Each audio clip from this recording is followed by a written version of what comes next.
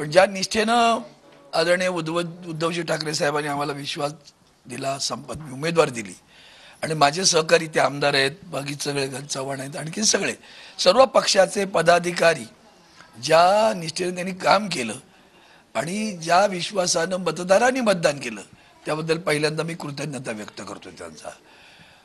आनंद आणखीन कशाचा आहे तर प्रत्येक वेळा मोदींचा चेहरा देऊन आम्ही जिंकलो. आज मला पहिला मोठा आनंद आहे, मोदींच्या चेहऱ्याशिवाय मी जिंकलो, उद्धवजींचा चेहरा घेऊन जिंकलो.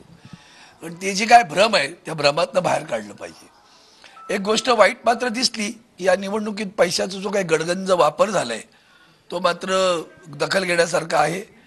आणि तरीसुद्धा कुठलाही कपर्दी मी दिली नाही की न घेता ज्या मतदारांनी मला मतदान केलं आयुष्यभर त्यांचा कृतज्ञ मी राहीन, एवढंच मी या निमित्तानं सांगेन. एक मोठा बदल झालेला आहे की प्रत्येक ठिकाणी आपण पाहिलं तर मुंबईमध्ये महाविकास आघाडी यांना लोकांनी पसंती दिलेली आहे, काय सांगाल? मला वाटतं आदरणीय उद्धवजींबद्दल आम्ही सातत्याने सांगत झालो होतो. He was a master of म्हणजे मॅन ऑफ द सिरीज होते ते खरं. आणि त्यांच्या भोवती अख्खी निवडणूक महाराष्ट्रात फिरत होती, किंवा बाहेरही त्यांचं नाव घेतलं जात होतं.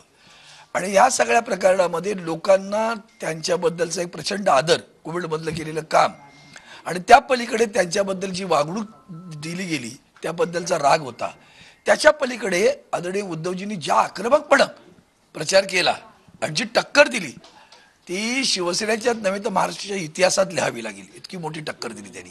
आणि त्या टक्कर देण्यामध्ये त्यांना यश, प्रचंड मोठं यश मिळाले, त्याबद्दल त्यांचे आम्ही मनापासून अभिनंदन करतो. भाजपच्या फोडाफोडीचा जो राजकारण होता तो जनताला भोवला नाही. 400 पार होते ना, त्यांना विचारा कुठे पार झालात.